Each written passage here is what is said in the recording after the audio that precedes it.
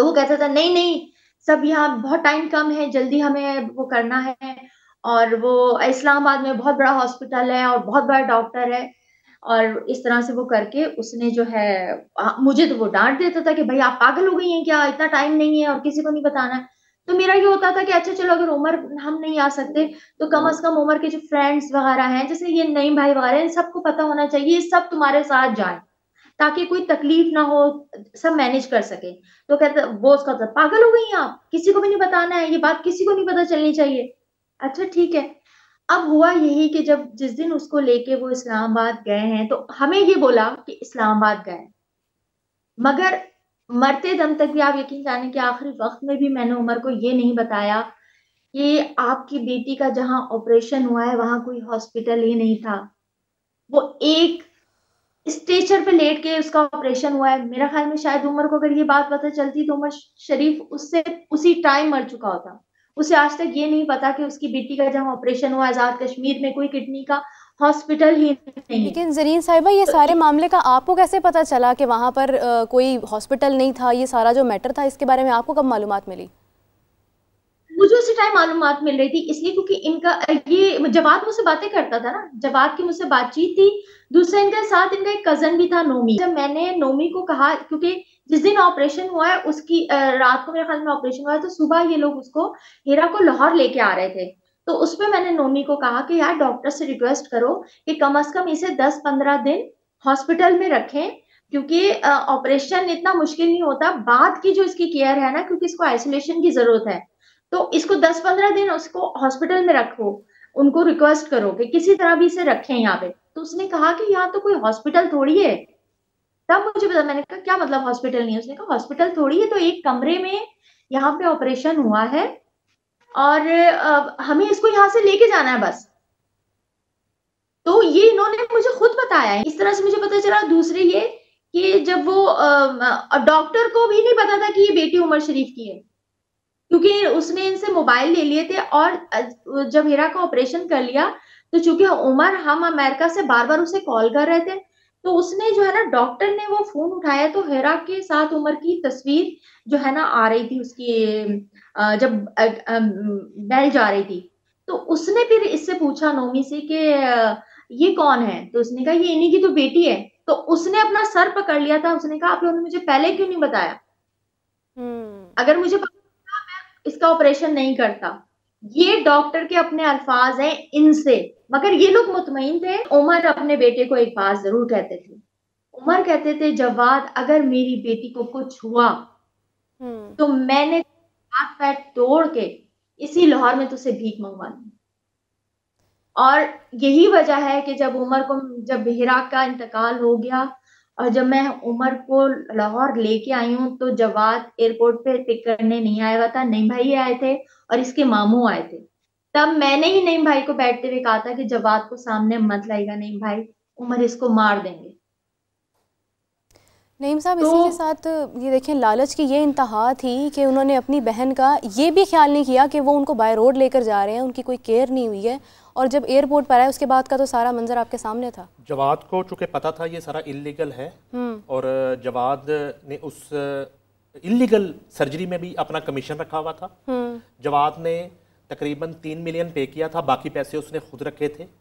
ये बाद में मैंने भी इसको इन्वेस्टिगेट किया इस चीज़ को, और उसका सबूत ये है कि जब हीरा की डेथ हो जाती है और ये बात डिस्क्लोज हो जाती है कि ये इलीगल ट्रांसप्लांट से डेथ हुई है, ये बात मीडिया में आना शुरू हो जाती है। और मैं बड़ी कोशिश करता हूँ उमर भाई की ख्वाहिश की वजह से कि बात मीडिया में ना आए, लेकिन वो बात जो है FIA से या पेहूटा से ये बात डिस्क्लोज हो जाती है। सही। उसके बाद जब डॉक्टर फवाद मुमताज़ गिरफ्तार होते हैं तो कहा जाता है कि यही वो बंदा है जिसने उमर शरीफ की बेटी का ऑपरेट भी किया था। अब उस पे चूंकि ये केस भी बन जाता है, ये FIR भी दर्ज हो जाती है। सही सही सही। इन बिटवीन उमर भाई बिल्कुल एक कहते हैं कि डिसार्ड होके, दिल बर्दाश्ता होके, वो चूंकि लाहौर से जा चुके होते हैं आखिरी दफा, उन्होंने कहा कि मैं अब लाहौर कभी नहीं आऊंगा। ये उन्होंने मुझे कहा, जुमेरात थी गलबन, उसका खत्म करवा के वो चले जाते हैं लाहौर से। असल में वो इसलिए जल्दी ये पड़ी थी कि डॉक्टर फवाद मुमताज से डील ये थी कि सर्जरी के बाद मेरा कोई ताल्लुक नहीं है, उसके बाद आप जाने आपका काम है। ये डरते हुए उन्होंने भी निकाला वहां से, ये लेके आ गए। जब यहाँ लेके आए, जैसे भाभी ने कहा, जो पोस्ट एक ट्रीटमेंट होता है वो ज़्यादा इंपॉर्टेंट होता है।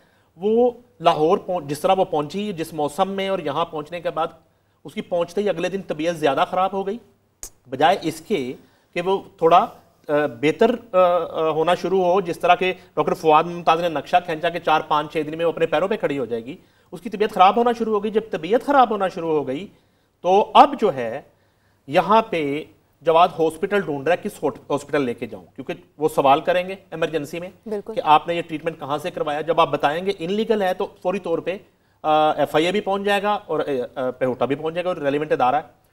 तो जवाद उसको बहरिया टाउन के हॉस्पिटल में लेके जाता है।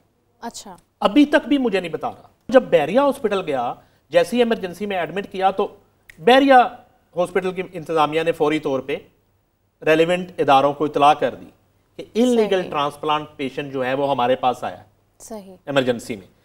आधे घंटे में वहां पे FIA के लोग भी पहुंच जाते हैं, पेहोटा के भी लोग भी पहुंच जाते हैं। पहली कॉल इस इशू को लेके जवाद की मुझे आती है पहली दफा कि नहीं भाई ये मसला हो गया। तो अब तो जो है ना कुछ भी करें, फिलहाल उसकी तबीयत बेहतर होने तक इनको कहें कि ये यहाँ से चले जाएं, अगर इनको कोई पैसे देने पड़ते हैं मैं वो भी दे देता हूँ, मैं ये भी कर लेता हूँ, मैं वो भी कर लेता हूँ। मैंने कहा यार तुमने मुझे बताया ही नहीं, कुछ भी नहीं बताया। उमर भाई को अगर तुमने बताया है या क्लियर बात नहीं बताई, उन्होंने भी मुझसे बात नहीं की ये वाली, क्योंकि वो तो अमेरिका थे। बहरहाल मैं उनसे बात करता हूँ, ये फ़ोन पे मेरी बात करवाता है, मैं उन्हें बताता हूँ ये बात कि ये उमर साहब की बेटी हैं, हमारी भतीजी हैं, तो लिहाजा जो भी है वो हम इसको बैठ के डिस्कस कर लेंगे। इसमें जो इलीगैलिटी है नहीं है, इसका क्या कानून है, क्या सज़ा है, कौन जिम्मेदार है, ये बात का इशू है। अभी तो आप उसका ट्रीटमेंट जो है वो होने दें। उन्होंने कहा ठीक है, वो वहां से चले गए। मेरी कॉल के बाद अगले दिन हीरा की तबीयत ज़्यादा ख़राब हो जाती है, उसकी रात को डेथ हो जाती है। अब जब डेथ हो जाती है तो फिर ज़रीन भाभी को बताया जाता है, मगर उन्हें ये कहा जाता है कि आप जो है ना उमर साहब को ये बात ना बताएं, ये उन्हें बता दें कि उसकी तबीयत ज़्यादा ख़राब हो गई और वो कह रही कि अब्बू को फ़ौरन पाकिस्तान बुला लें। अब उमर साहब जो हैं अपना टूर कंप्लीट किए बगैर, शोज़ कैंसिल करके, और ये सारा नुकसान, इधर इतना बड़ा नुकसान कि इकलौती बेटी चली गई, वो सारा करके वो ज़रीन भाभी के साथ वापस पाकिस्तान रवाना होते हैं। मुझे ज़रीन भाभी फ़ोन पे कहती हैं कि वो जवाद जो है ना उसको ज़िम्मेदार वो ठहराएंगे और सारा कुछ उसका ही किया धरा है, ज़ाहिर है, तो लिहाजा जो है ना आप वो सामने ना आए। अच्छा, ये बात मैंने कम से कम जवाद को नहीं की। मैंने कहा कि फ़्लाइट का टाइम हो रहा है तो जाना है, तो वो अवॉइड कर रहा था सामने आने से। एयरपोर्ट मैं और जवाद के एक मामू, हम दोनों एयरपोर्ट गए। वहाँ पे एक गाड़ी में ज़रीन भाभी रवाना हुई और दूसरी गाड़ी में हमने उमर साहब को बिठाया। और अब मैंने उन्हें आहिस्ता आहिस्ता, जब माल रोड पर हम चढ़े एयरपोर्ट से माल्टन के लिए, तो मैंने उन्हें आहिस्ता आहिस्ता बताना शुरू किया कि देखें, बड़ी कोशिश की जवाद ने सॉरी सब ने, तो वो नहीं बचा पाए सब मिलके हीरा को। तो ज़ाहिर है फिर उनकी जो हालत हो गई, गाड़ी में ही बड़ी मुश्किल से उन्हें घर लेके पहुँचे। तो अब रात भर वो घर दाखिल होते ये कह रहे थे कि जवाद मेरी बेटी का कातिल है।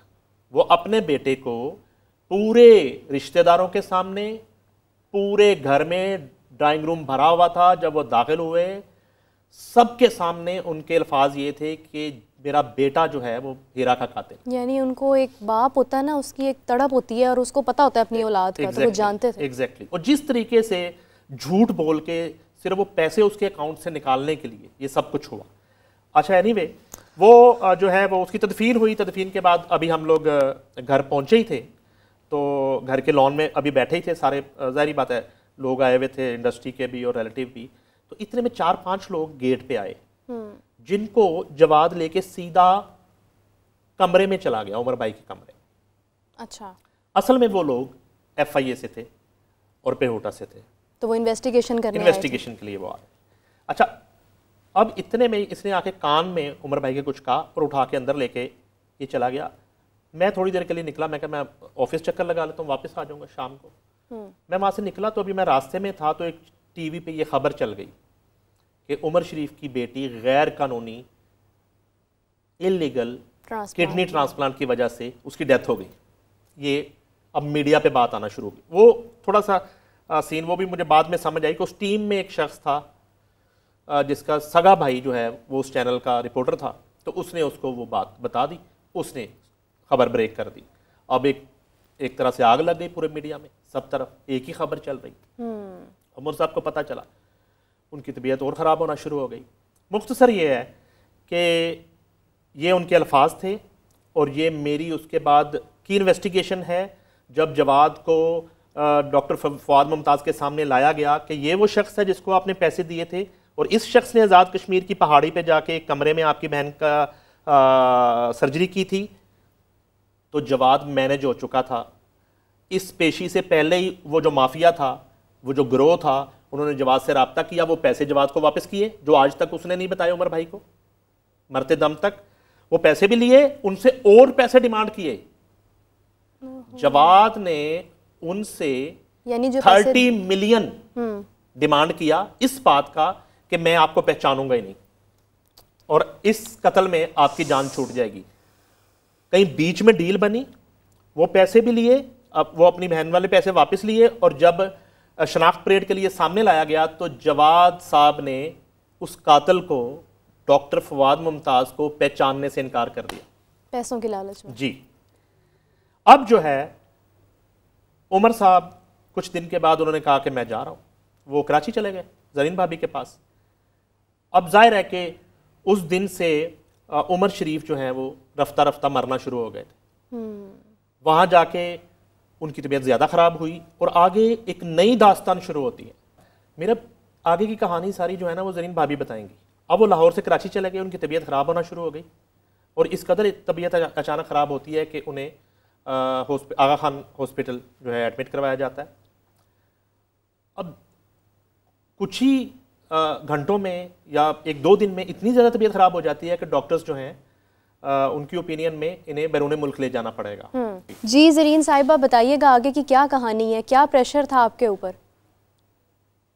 जी बिल्कुल, ये सब मैं गई इसलिए मीडिया के थ्रू मैं इसलिए बात करना चाह रही थी ताकि मुझ पे कोई प्रेशर ना हो, लेकिन मुझे नहीं पता था कि मुझ पे प्रेशर होगा क्योंकि मैं मीडिया पे गई और मैंने फिर वसीम बदामी भाई को बुलाया कि इस तरह से है। तो क्योंकि डॉक्टर ने मुझे जब बुला के कहा कि जो उनको हार्ट अटैक हुआ है उसकी वजह से इनकी जो एक वॉल्व है वो जो लीक कर गई है उसका ट्रीटमेंट पाकिस्तान में नहीं है, तो उसके लिए आपको इनको बाहर लेके जाना होगा। पहले तो मैंने उन्हें कहा कि अगर आप कहें तो मैं बाहर से यहाँ सारे डॉक्टर्स की टीम बुला लेती हूँ, तो उन्होंने कहा कि अगर यहाँ डॉक्टर की टीम आ भी जाएगी तो भी ऑपरेशन हम नहीं कर सकते क्योंकि हमारे पास इक्विपमेंट्स ही नहीं है, ऑपरेशन हम कहाँ करेंगे, किस चीज पे होगा, तो इनको लेके ही जाना होगा। और इनकी हम 20 डेज थे जिसमें से 5 दिन जो है ना इनकी बेटे ने जाया कर दिए हैं और इसलिए मैं आपको रिक्वेस्ट कर रहा हूँ कि अब इनके पास टोटल 15 डेज है, अगर आप इन्हें बाहर ले जा सकती हैं, इनके ट्रीटमेंट हो सकता है तो ठीक है, वरना 20 डेज के बाद हम इनका यहाँ पे ओपन हार्ट सर्जरी करेंगे जो 99% इनके लिए रिस्क है, वो नहीं हो सकता। तो मेरे उस टाइम तो हाथ पैर फूल गए, मैंने कहा अब मुझे फिर जल्दी थी क्योंकि 15 दिन थे, तो मैं चाह रही थी कि 15 दिन क्यों मैं वेट करूं भैया, मैं चाह रही थी 1-2 दिन में हो जाए। तो खैर डॉक्टर्स ने मुझे हॉस्पिटल बताए, उन्होंने 3 मुझे हॉस्पिटल बताए, उसमें एक जर्मनी, एक सऊदी अरब और एक अमेरिका। तो मैंने उनसे पूछा कि और कोई करीब में हॉस्पिटल, उन्होंने कहा कि हमारे इत्तला के मुताबिक इन 3 मुल्कों में होता है, अभी हमें ज्यादा पता नहीं है। तो मैं मीडिया पे इसलिए गई ताकि जैसे ही अनाउंस होगा तो मुझे दूसरे मुल्कों का भी पता चल जाएगा कि और किस किस मुल्क में होता है करीब में कहीं।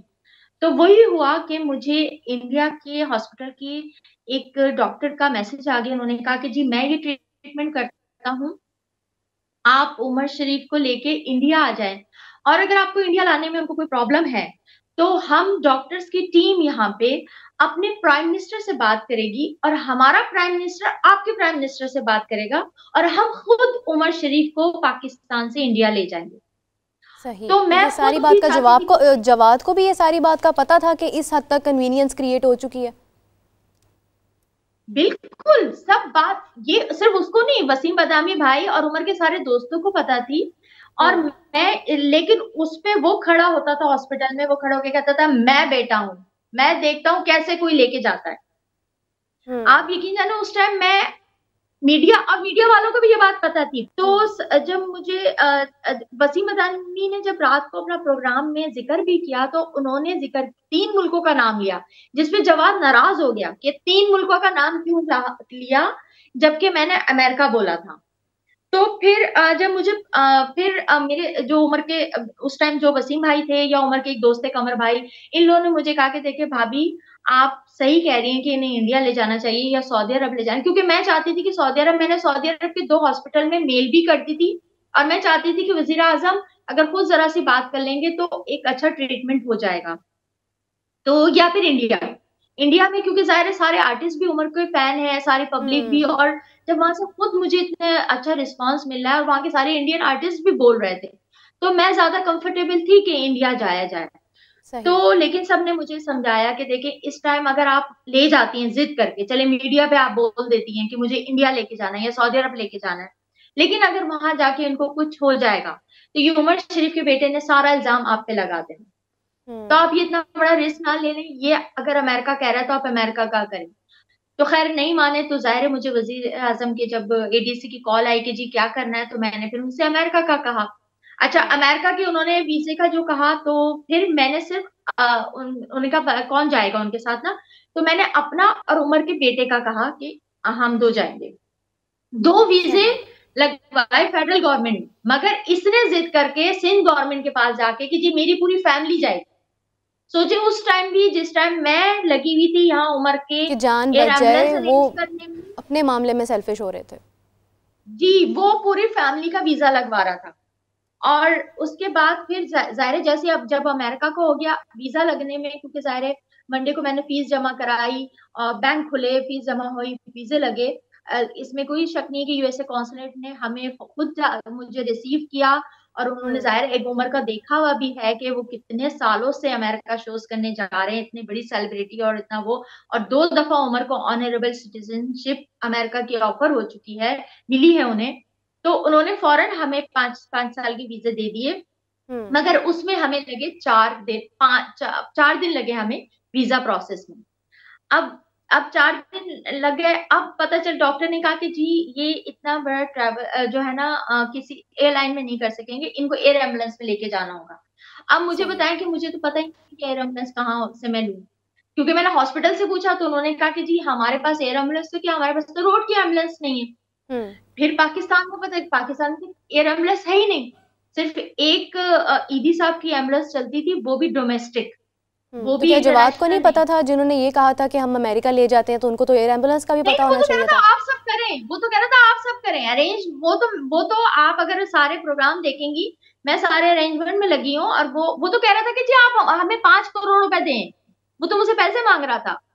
वो तो दूसरी चीजों में लगा हुआ था। आप अगर देखेंगे उस टाइम का, अगर आप देखें, वो प्रेस कॉन्फ्रेंस में बैठा हुआ है, फला ये बैठा हुआ है, वो उसको वो नहीं था, उसको पता था कि मैं अरेंज कर रही हूँ, उसको ये सब पता था।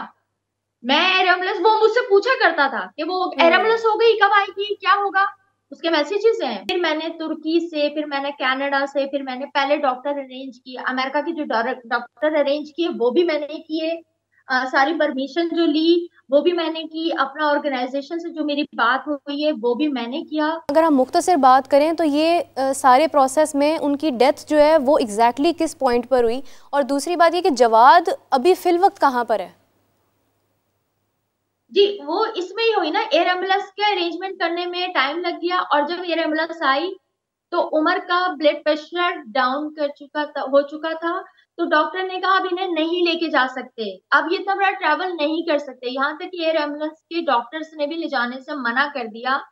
तो भी मैंने लास्ट टाइम पे हाथ जोड़ के कहा कि मैं अभी भी इनको एक दिन में इंडिया ले जाती हूँ, मगर जवाद ने 100% रिस्क पे साइन करके कहा, एयर एम्बुलेंस वालों को जोर दिया कि नहीं आप लेके जाएं, और उसकी अपनी फ्लाइट हुई भी थी, वो लोग अमेरिका के लिए निकल रहे थे, और मैं जब उनको लेके निकली हूँ एयर एम्बुलेंस में, तो एयर एम्बुलेंस में ही उमर बेहोश हो चुके थे। तो जर्मनी पहुंचे तो डॉक्टर ने कहा कि इनको अभी हम यहाँ पे एक दिन के लिए ऑब्जर्वेशन में रखेंगे, इनको इतना लंबा ट्रैवल नहीं करा सकते, उनको फ्यूल भी वहां से लेना था। तो उमर को हॉस्पिटल ले जाया गया, फिर डॉक्टर, जब मैं पहुंची जर्मनी के डॉक्टर ने मुझे कहा कि किसने इनको इतनी लंबी ट्रैवल करने की इजाजत दी।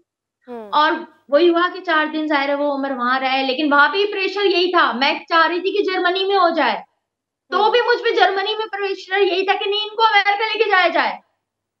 यानी बेटे को पता था कि मेरे बाप के चंद ही दिन बचे हैं और वो ऑपरेशन की तरफ नहीं आ रहे, लेकिन उनको अमेरिका का लालच पड़ा हुआ था। और इसी सारे प्रोसेस में उमर साहब दुनिया से चले गए। और इस वक्त जवाद कहाँ पर है? क्या उसके ऊपर कोई इन्वेस्टिगेशन, कुछ ऐसा मामला नहीं हुआ?